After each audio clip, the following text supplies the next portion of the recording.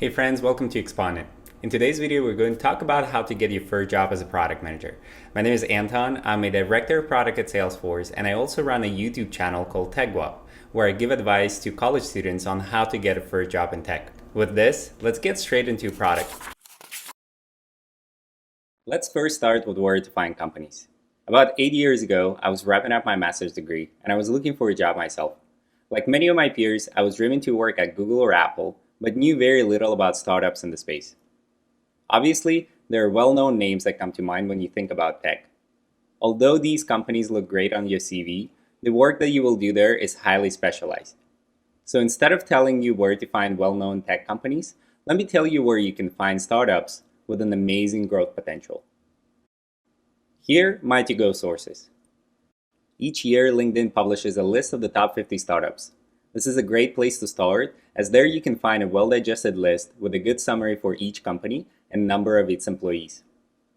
Another resource that I find helpful is Forbes. Similar to LinkedIn, the magazine publishes its own list of the top 50. When you're searching for a job, you might also want to approach this as an investor. Two great platforms to do that are AngelList and Crunchbase. On AngelList, there is a specifically designated section for job search where you can filter positions based on roles, company size, and more. AngelList also publishes their own list of great companies to work for, so you might want to check that out too. Finally, investors like Crunchbase. There you can find the company financials, such as when the last investment into the company was and who the leading investors are. For example, a company with a good funding history from top VC firms like Sequoia will likely do well. Now, as you know where to find top tech companies, let's talk about strategies you can use to apply. You can obviously go a typical route and apply through a career site, but I think there's a better way. Before I explain it, let me first note that most tech companies use referral programs, such as that if I refer you to my company and you get a job, I'll get a bonus. These bonuses range anywhere from a few to tens of thousands USD. So your strategy here is to use these referral programs to your advantage. This helped me put my foot in the door without previous experience in tech. What I did was simple. I went around LinkedIn and proactively connected with people in the companies I wanted to work for. I sent them a friend request with a 2-3 sentence message asking for 15 minutes of their time.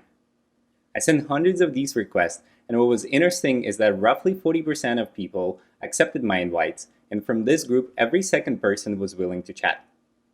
In these conversations, I often heard that it was amazing that I proactively reached out and people wanted to offer help, or at the very least, refer me to a position that I was interested in. Simple strategy helped me fast track ahead of other candidates and land interviews within weeks. Now, as we're prepping for the interviews, let's talk about the process that the tech companies use to recruit talent. The interview will start off with the recruiter who will do basic screening to understand if you have the necessary qualifications and what's known as a culture fit. For those on the visa or seeking one, this also will be the place and time when you will be asked about your immigration status. After this call, you will connect with a hiring manager. This person will be your manager if you do get a job. Typically in the interviews with a hiring manager, you will be asked questions like, "Why do you want to work here?" or "Why should we hire you?"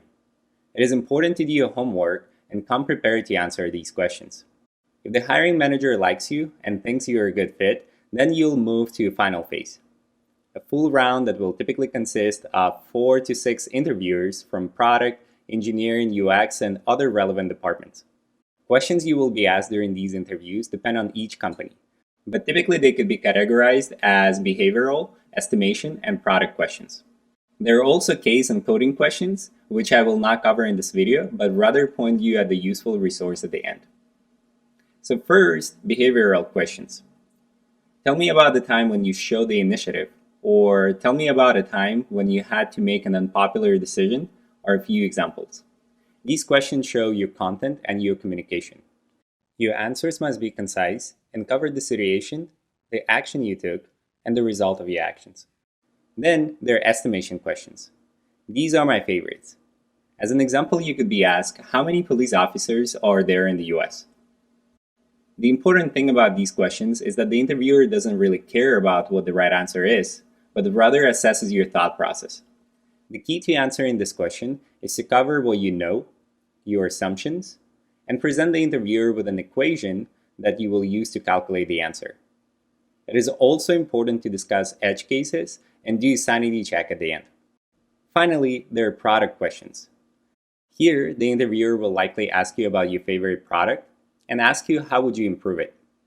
To answer this question, you first need to clarify the objective of the improvement, such as an increase in revenue, or users, or engagement, or something else.